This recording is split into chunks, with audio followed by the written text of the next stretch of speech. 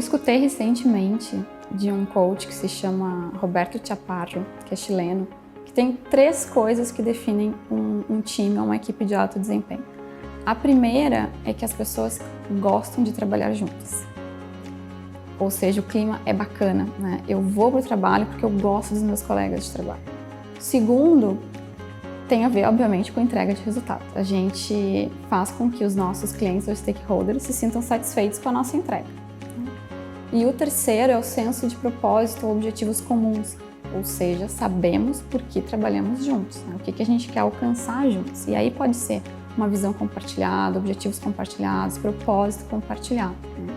E isso é muito congruente com vários outros autores, né? A gente na Acto, a gente trabalha muito com a metodologia do Patrick Lencioni e a gente traz alguns outros elementos junto dessa metodologia.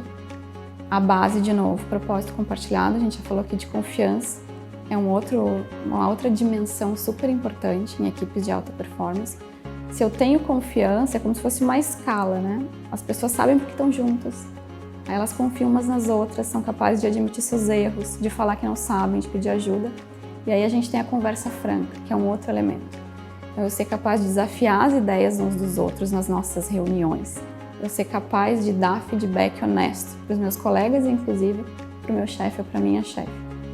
E aí tem outros elementos, o comprometimento é um deles, então a gente está comprometido com o que a gente vai entregar, apesar de talvez eu não ter concordado no começo da nossa discussão, ou seja, estamos juntos, né? A autorresponsabilidade ou a corresponsabilização, então a gente vai cuidar não só da minha parte, mas também da parte dos outros, a gente vai estar olhando para isso juntos.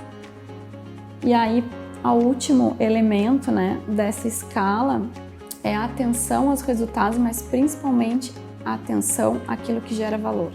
Que gera valor não só para o cliente, mas para o stakeholder que aquela equipe é responsável de atender.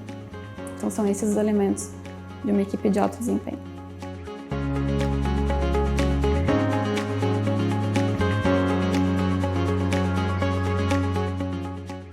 Cultura de colaboração e confiança, já falei, né, em alguns outros vídeos aqui, mas a confiança tem algo que é bem importante, que é a questão da vulnerabilidade.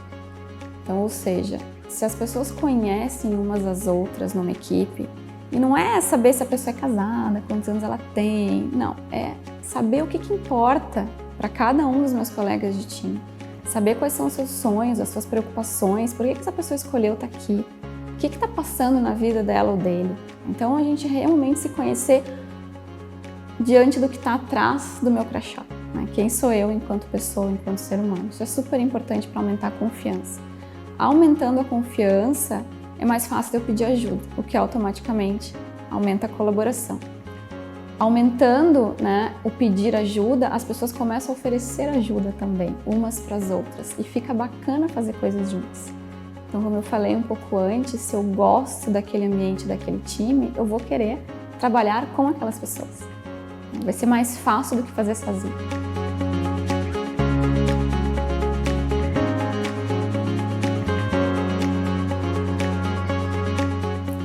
Na minha visão, incentivar a criatividade e inovação tem a ver com dar espaço para as pessoas. Então, cuidar de quais são os projetos que a gente tem que entregar e quanto realmente tempo efetivo na agenda a gente tem para criar e pensar em novas possibilidades para resolver os problemas. Mas tem também a ver com autonomia e autoridade. Se qualquer passo que o time tiver que dar precisar pedir autorização para alguém na organização, vai ser muito difícil a inovação acontecer. Então, a autonomia tem que vir também com autoridade para a tomada de decisão. Então, fazendo esses 2 movimentos, eu entendo que é possível aumentar bastante a criatividade e inovação dentro das equipes.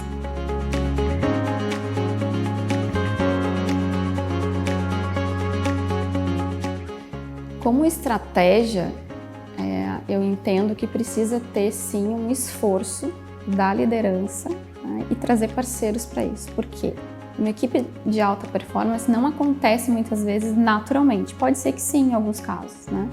Mas eu vejo muito as lideranças investindo na relação 1 para 1, que é incrível, isso é super importante, mas na relação de equipe, né, que é eu e os meus pares, São poucos líderes que dedicam tempo para isso. Isso é super importante. O quanto mais eu faço trabalhos para construção de times, mais eu vejo o impacto disso nos resultados da organização e no clima, inclusive, né? Então, a estratégia é dedicar tempo e rituais, momentos de equipe. E aí para ter as conversas que são fundamentais. Conversas para pensar em visão, o que a gente quer alcançar juntos. Conversas para desenhar metas em conjunto, não só as metas de cada indivíduo, mas as metas coletivas. Afinal de contas, como é que a gente vai medir sucesso? As conversas sobre que combinados a gente vai fazer entre nós, como é que a gente vai funcionar, quais são os comportamentos que nós queremos manter e nutrir entre nós, fazer bons acordos, conversas sobre propósito, por que afinal essa equipe existe nessa organização, como é que a gente quer ser visto perante as outras áreas, né? Então, ter esses momentos de time de tempos em tempos, esses rituais, são super importantes. Então, acho que a estratégia principal é dedicar tempo e criar esses rituais para ir formando, né, essa cola aí que liga as pessoas num time só.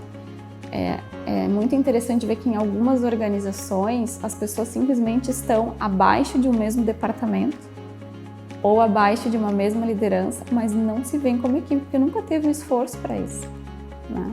E aí, obviamente, vai ter conflito entre áreas, né? Não vai ter sinergia, vai ter duplicação de trabalho, porque as pessoas não se falam, cada um faz o seu, né? E a única coisa que a gente divide é o mesmo chefe.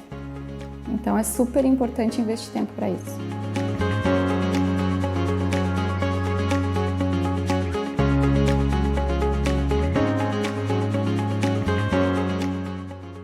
E aí eu vou trazer de novo o que para mim é o conflito. O conflito é quando eu levo uma divergência para o lado pessoal.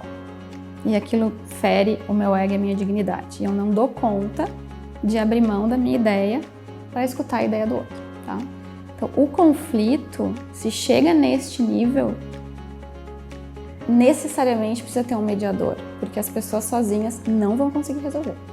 E aí pode ser um mediador dentro da organização, um mediador de fora, o próprio líder ou a líder, investir tempo para o que está pegando e como é que a gente vai resolver isso, tá?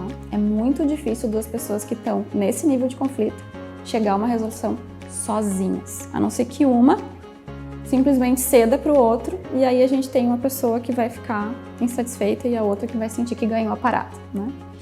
Mas a divergência faz parte de uma equipe de alta performance e é muito importante as pessoas, de novo, se sentirem à vontade para questionar e provocar as ideias dos seus colegas. Eu não estou falando de questionar a pessoa, mas sim a ideia que está na mesa. Então é interessante ver que nas equipes em que as pessoas dizem, não, para aí, mas não é bem assim, deixa eu dar a minha opinião. E às vezes a gente parece que a temperatura está subindo, mas é bom porque a gente vê que as pessoas estão à vontade para se questionar. E não é um ataque ao ser humano que está falando, é uma provocação com relação às ideias. Então essa é uma outra estratégia, é permitir que essas conversas aconteçam. O que acontece é que para alguns líderes é difícil sustentar esse tipo de conversa mais quente. Então tem um pouco de tentar baixar a bola e escapar. Eu estou falando de conversa quente produtiva, né? Sobre ideias. Mas é super importante às vezes deixar e sustentar que essas conversas aconteçam. E pode sair coisas incríveis dali, né? Uma terceira ideia, uma nova forma de solucionar o mesmo problema. Então divergências são bem-vindas. Conflito, na minha opinião, não.